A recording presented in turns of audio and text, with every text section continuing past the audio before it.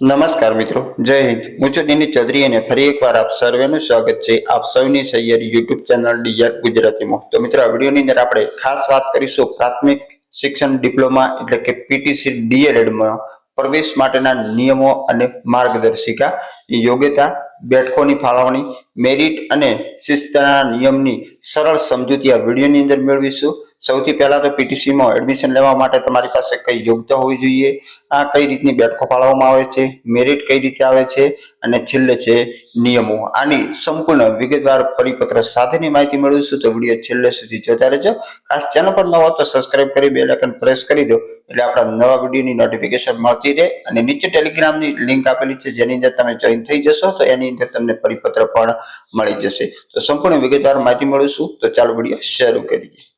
તો મિત્રો, વાત કરીએ તો પ્રાથમિક શિક્ષણ ડિપ્લોમા પ્રવેશ માટેના નિયમ, જેની અંદર ધોરણ 12 વિજ્ઞાન પ્રવાહ, સામાન્ય પ્રવાહ અથવા તો તમે ઉત્તર બુનિયાદી પ્રવાહના વ્યવસાયલક્ષી પ્રવાહ પરીક્ષા પાસ કર્યાના 2 વર્ષના પ્રાથમિક શિક્ષણ ડિપ્લોમાના અભ્યાસક્રમમાં પ્રવેશ માટેના નિયમો કહેવાશે.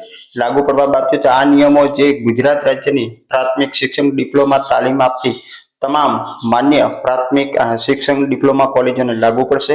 કેન્દ્રીય પ્રવેશ પદ્ધતિની વાત કરવામાં આવે તો આ નિયમ હેઠળ રાજ્યની પ્રાથમિક શિક્ષણ ડિપ્લોમા તાલીમ આપતી તમામ માન્ય પ્રાથમિક શિક્ષણ ડિપ્લોમા કોલેજોમાં પ્રવેશ મેરિટ મુજબ કેન્દ્રીય કૃત પ્રવેશ પદ્ધતિ હેઠળ આપવામાં આવશે.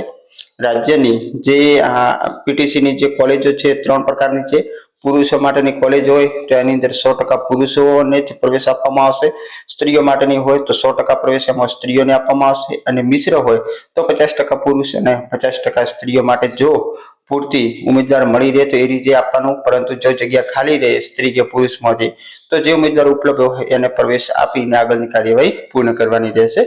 પ્રવેશ માટેની પાત્રતાની વાત કરવામાં આવે તો તમને ખબર જ છે કે માધ્યમિક અને ઉચ્ચતર માધ્યમિક શિક્ષણ બોર્ડની પરીક્ષા હોય ધોરણ 12 ની, એ તમે પાસ કરેલો હોય કોઈ પણ પ્રવાહની અંદર. એના સિવાય central board of secondary education દ્વારા લેવાયેલી પરીક્ષા હોય નવી દિલ્હી દ્વારા, એમાં પણ કોઈ પણ પ્રવાહ. એના સિવાય council of the Indian school certificate examination દ્વારા લેવાયેલી પરીક્ષા હોય એ પણ પાસ હોય તો. અને એના સિવાય જે ગુજરાત રાજ્ય સિવાય અન્ય રાજ્યોની અંદર જે બોર્ડ નામથી ઓળખાતું હોય એની ધોરણ 12 ની પરીક્ષા પાસ કરેલો હોવી જોઈએ. બીજા રાજ્યોમાં આવેલ સીબીએસઈ અથવા તો આઈસીએસઈ બોર્ડની પરીક્ષાની શાળા પાસ કરેલો તો પણ ચાલે. પ્રવેશ માટે લઘુત્તમ ગુણની વાત કરવામાં આવે તો સામાન્ય માટે 50 ગુણ અને કેટેગરી માટે 45% અને એમના માટે 50% ફરજિયાત મેળવેલ હોવું જોઈએ. બોર્ડની પૂરક પરીક્ષામાં જે ઉત્તીર્ણ થાય છે એમને જે વર્ષ દરમિયાન પ્રવેશને પાત્ર ગણવામાં આવશે નહીં. ત્યાર પછીના વર્ષની અંદર તમે અરજી કરી શકશો.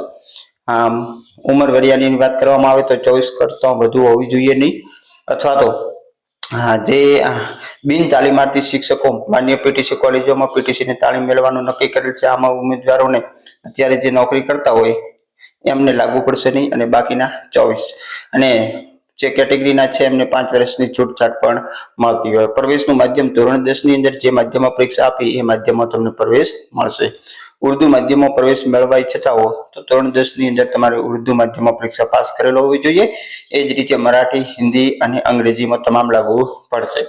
અંગ્રેજી માધ્યમના ઉમેદવારો માટેની બેઠકો હોય તો એ રીતની ધોરણ 10 અને 12 ની અંદર અંગ્રેજી વિષય સાથે પરીક્ષા પાસ કરેલ હોય તો એમને પ્રવેશ મળવા પાત્ર થશે. બાકીના નિયમો અહીં તમે જોઈ શકશો. અનુસૂચિત જાતિ માટે 7% બેઠકો અનામત હોય છે. અનુસૂચિત જનજાતિ માટે 15% અને સામાજિક અને શૈક્ષણિક રીતે પછાત વર્ગ માટે 27% બેઠકો અનામત હોય છે. વિકલાંગો માટેના પણ અલગ નિયમો બનાવીને એમને પણ અલગથી જે ખાસ અનામત બેઠકો ફાળવતા હોય છે. 3% જગ્યા હોય છે, અહીંયા જોઈ શકો છો વિકલાંગો માટેની. એમાં 1% આ ઉમેદવારો માટે ફાળવેલ છે. મૂકબધિર, અંધત્વ અને અસ્થિ વિષયક વિકલાંગો માટેના નિયમો છે. મૂકબધિર માટેના નિયમો જે છે અહીં જોઈ શકો તો 40 થી 50% એ રીતનું હોય છે. અને એમને જે તે અનામત માટે તમારે લાભ લેવા માટે જે તે દાખલો હોય છે રજૂ કરવાનો રહેતો હોય છે. પ્રથમ અગ્રિમતા કોને આપવામાં આવે છે તો ડાંગ જિલ્લાની જે શાળામાં અભ્યાસ કર્યા બાદ 10 અને 12 તમે ડાંગ જિલ્લામાં પાસ કરેલો હોય તો તમને પ્રથમ અગ્રિમતા મળે. બીજી અગ્રિમતા પહેલા મુજબની કાર્યવાહી કરતો છતાં ખાલી રહે અને ડાંગ જિલ્લાની શાળામાં અભ્યાસ કર્યા બાદ ધોરણ 12ની પરીક્ષા જો તમે ડાંગમાં આપેલું હોય તો અગ્રિમતા મળશે. અને ત્રીજી જે છે એ ડાંગ જિલ્લામાં ધોરણ 10ની પરીક્ષા આપી હોય અને ચોથી હોય એ છતાં પણ બેઠકો ખાલી રહે તો ડાંગ જિલ્લાના રહેવાસી હોય પરંતુ ડાંગ બહાર અભ્યાસ કરેલો હોય એમને અગ્રિમતા મળતા હોય છે. પ્રાથમિક શિક્ષણ ડિપ્લોમા કોલેજોની બેઠકોની સંખ્યા જે છે એ ફાળવવામાં આવતી હોય છે. અને પ્રવાહવાર વાત કરવામાં આવે તો વિજ્ઞાન પ્રવાહ માટે 30% બેઠકો ફાળે છે, જ્યારે અન્ય તમામ પ્રવાહ માટે 70% બેઠકો ફાળેલી હોય છે. કેન્દ્રીય પ્રવેશ પદ્ધતિના નિયમો જે છે એ તૈયાર કરતા હોય છે અને મેરિટ બહાર પાડતા હોય. મેરિટ આધારિત મેરિટ કઈ રીતે ગણે તો તમને બધાને ખબર છે, ધોરણ 12નો જે રિઝલ્ટ આવેલો હોય એ કરતાં વધુ પ્રયત્ન હોય તો જે પરીક્ષા પાસ કરેલું હોય એવી ખાસ મેરિટ ગુણમાં ગણતરી કરવાની રહેતી નથી. અને મેરિટ યાદી કેવી રીતે તૈયાર કરતા હોય તો ધોરણ 12ના સીધા ટકા આધારિત મેરિટ તૈયાર કરે છે. પુરુષ અને સ્ત્રી બંને ઉમેદવાર માટે અલગ અલગ. જો સમાન મેરિટ બને તો ધોરણ 10ના ટકા અથવા તો જન્મ તારીખ તરીકે ઉંમરમાં મોટો હોય એનો ક્રમ આગળ હોય છે. પ્રવેશ માટે પાત્ર થતા ઉમેદવારોની યાદી યથાસમય પ્રસિદ્ધ કરવામાં આવશે. અને બાકીના જે ફીના નિયમો આખા અલગ અલગ હોય છે. એક વખત જો તમે કોલેજ પસંદ કરી લો તો પછી બદલી શકતા નથી, એ ખાસ ધ્યાનમાં રાખવાનું. પ્રવેશ માટે તમારે જે તે પ્રમાણપત્રો સાથે અરજી કરવાની રહેશે.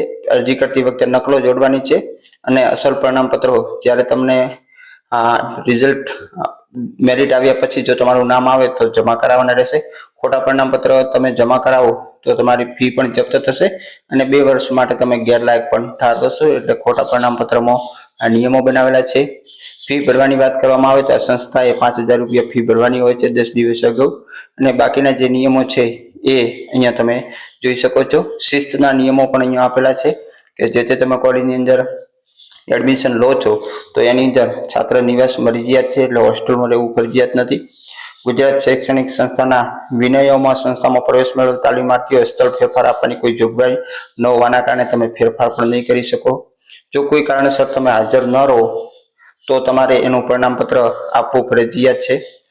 અને કોઈ પણ જાતનો અવરોધ ઉભો કરશો તેમજ પ્રત્યક્ષ કે પરોક્ષ રીતે અધ્યાપકનું તમારે અપમાન કરવાનું નથી. અહીંયા જોઈ શકો છો તમારા વિરુદ્ધ કાર્યવાહી થઈ શકે છે. તમારે તમામ નિયમ સારી રીતે પાલન કરવાના રહેશે. અહીંયા તમામ નિયમો લખેલા છે, એ તમારે એક વખત વાંચી લેવાનું. અને આ જે જૂના નિયમો છે 2012 કેન્દ્રીકૃત એ નિયમોની જ આપણે વાત કરી છે. એના સિવાય નિયમોની અંદર વખતો વખત ફેરફાર થતા હોય છે. સાથે સાથે જે પણ મિત્રો હવે નવા વર્ષની અંદર એડમિશન લેવાનું છે એમને બધાને ખબર હોય કે હવેથી ઓફલાઈન નહીં પરંતુ ઓનલાઈન કેન્દ્રીયકૃત એડમિશન થવાનું છે. તો એમના માટે ફોર્મ ભરવાની પ્રક્રિયા ધોરણ 12ના રિઝલ્ટ આવ્યા પછી શરૂ થશે. એ વખતે વિડીયો દ્વારા તમને જણાવીશ. અને આ જે જૂની પીડીએફ છે 2012ની એ તમને આપણા ટેલિગ્રામમાં મૂકી દઈશ, ત્યાંથી તમે લઈ અને એક વખત સંપૂર્ણ નિયમો વાંચી લેવાના. એ રીતે પ્રવેશ પ્રક્રિયા થશે.